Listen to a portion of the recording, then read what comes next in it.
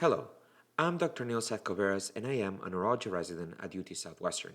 Here, I wanted to present the work that we developed with corresponding author Dr. Bhavya Shah on plasma glial fibrillary acidic protein as a biomarker of acute focal brain injury after high-intensity focused ultrasound thalamotomy.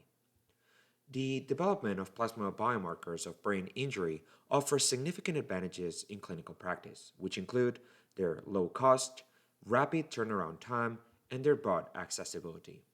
These factors can substantially impact the time to clinical decision making and treatment, which is particularly important in acute stroke where no biomarkers are currently available. However, validating these markers in clinical studies faces multiple challenges, including the lack of pre-insult measurements, difficulties in determining the timing of injury, and variability from individual differences and comorbidities. The use of magnetic resonance-guided, high-intensity focused ultrasound thalamotomy, or HIFU, represents a unique opportunity to address these limitations. As an FDA-approved, incisionless therapy for essential tremor and tremor-dominant Parkinson's disease, this treatment ablates the ventral intermediate nucleus of the thalamus, providing tremor relief. In our center, we have an established HIFU program, which uses a precision imaging-based approach known as 4-track tractography, which provides a precise ablation of a well-defined anatomic area within the thalamus. By taking advantage of the controlled timeline and precision of HIFU thalamotomy, here we sought to examine the changes in plasma biomarkers after a thalamic injury induced by HIFU. This approach eliminates the biases of time variability and individual differences that can complicate other brain injury biomarker studies. To do so, we examined a total of 30 patients undergoing HIFU. 24 of them were undergoing this procedure for the first time, while 6 of them were doing so for the second time. We then proceeded to collect plasma pre-procedure 1 hour after HIFU and at the follow-up visit exactly at 48 hours after. We then assessed the levels of glial fibrillary acidic protein or GFAP, neurofilament light chain or NFL, amyloid beta40 and amyloid beta42, and phosphatau 181 using the quanterix technology. As shown in the figure, the levels of GFAP, Aβ40 and Aβ42 were significantly elevated after 48 hours when compared to baseline and 1 hour post-procedure. NFL levels were also significantly increased after 48 hours when compared to 1 hour post-HIFU. Meanwhile, no significant changes were observed in the levels of phosphatau 181. Of all the biomarkers, the most robust increase was observed for GFAP.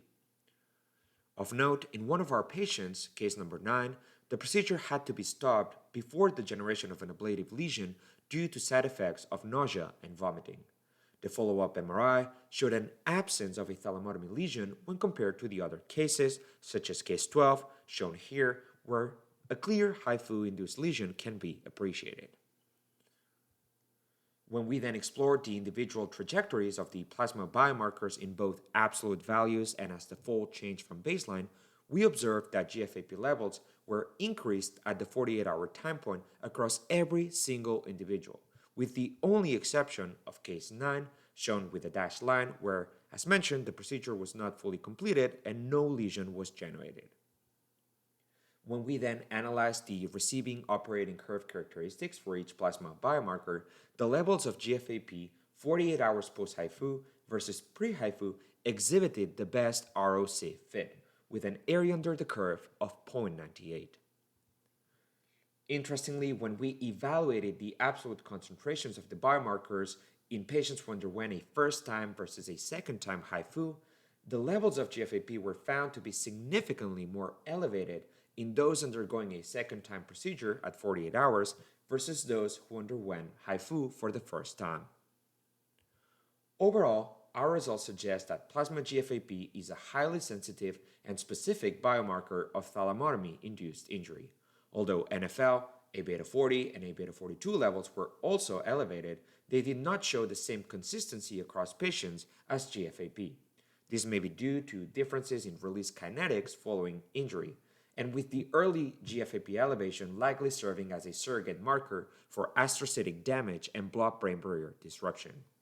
Our findings also highlight the utility of HIFU as a model system to study biomarker dynamics after injury. Further studies are of course needed with larger and more diverse cohorts as well as additional time points to validate our findings. Finally, we'd like to extend our gratitude to all the patients who participated in this study, as well as all the medical and nursing staff at Clemens University Hospital. Without them, this study could not have been possible. If you need any further information, please do not hesitate to contact our corresponding author, Dr. Vavya Shah. Thank you.